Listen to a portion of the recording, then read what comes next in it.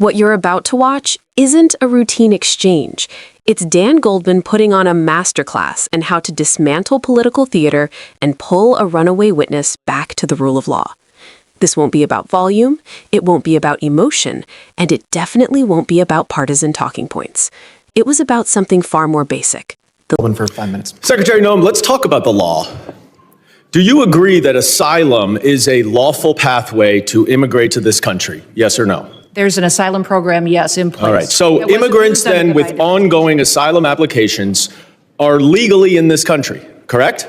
Excuse me, I'm sorry. Your question was? Immigrants with ongoing asylum applications are legally in this country. There are individuals in this country that have applications that... And they are legally here because it's a lawful pathway, right? It's a lawful pathway. Okay, so if your department then deports anyone with an ongoing asylum application, you are violating the law, correct?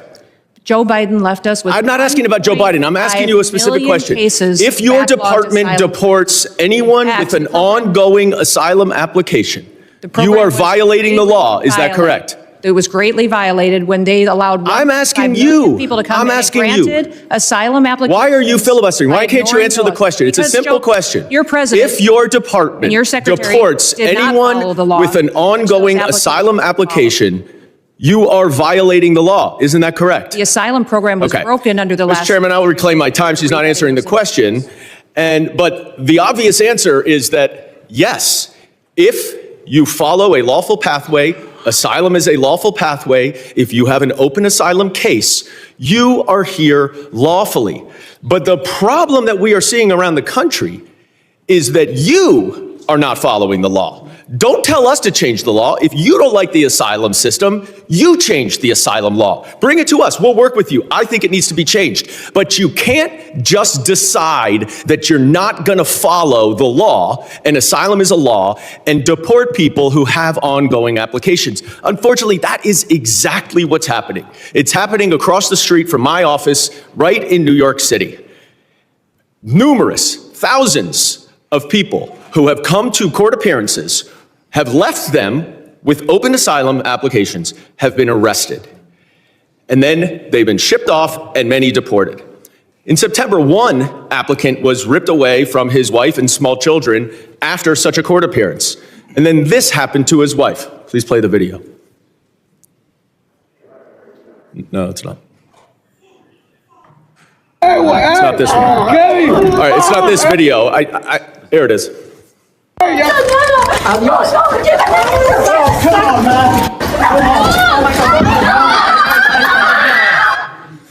Now, after this incident, your department issued a statement that said the officer's conduct in this video is unacceptable and beneath the men and women of ICE. Our ICE law enforcement are held to the highest professional standards, and this officer is being relieved of current duties as we conduct a full investigation. 3 days later, you reinstated that officer and you put him back on duty. I sent you a letter and asked you what investigation was done and why was he reinstated. You did not answer that letter. So I'm going to give you an opportunity right here to explain to me that if that officer's conduct was, quote, beneath the men and women of ICE, unquote, why did you reinstate him? Sir, that investigation was completed. I can give you that investigation and the information that you would like.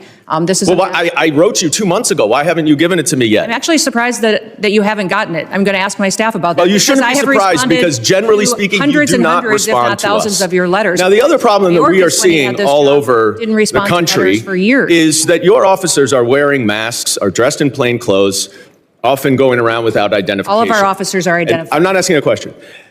I introduced the No Secret Police Act to stop this, and we now have 113 co-sponsors so that they will not be masked and that they will identify themselves. Now, you say all of them are identifying themselves. That is not the case, because last month in New York City again, the NYPD officers were injured by your masked plainclothes ICE officers after they were called from 911 as residents witnessed your officers pulling individuals out of their vehicles and chasing them down the street. I also asked you what happened there. How were the NYPD officers injured by your officers? And you didn't respond. What's the answer? The legal definition of asylum, the obligations of federal agencies under existing statutes, and what happens when officials decide they can simply ignore the law because it's politically inconvenient. Goldman pushed Kristi Noem step by step through the most fundamental point. Asylum is a lawful pathway, not optional, not vague, not something states get to pick and choose whether to honor. And yet, as he laid out, her department is arresting and deporting people whose asylum applications are still open, meaning people who are legally present in the United States. That is not border enforcement. That is a violation of federal law. This is where Goldman's frustration is easy to understand. When someone won't answer a yes or no question about legality, it's usually because the truthful answer exposes a serious problem. And viewers should recognize that pattern. When officials deflect with "Joe Biden this" or "the system is broken," it's because they can't defend their own conduct based on the law as it actually exists.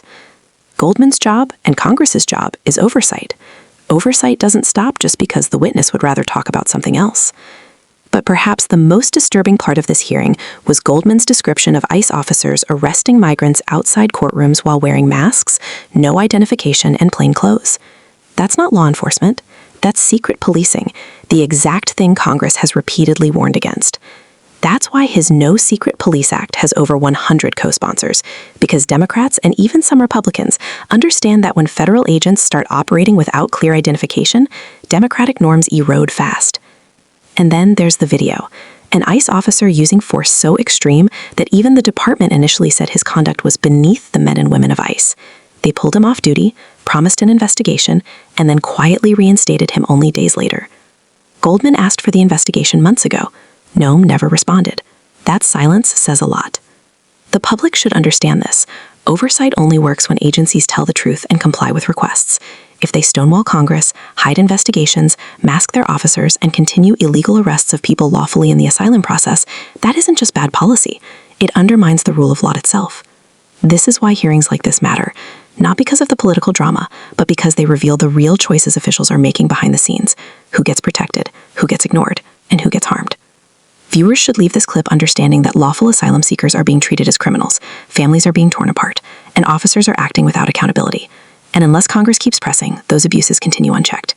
If you want more breakdowns like this, the kind that cuts through the noise and exposes what's actually happening behind these hearings, make sure you subscribe. We're going to keep following these oversight battles, because transparency isn't optional, it's necessary.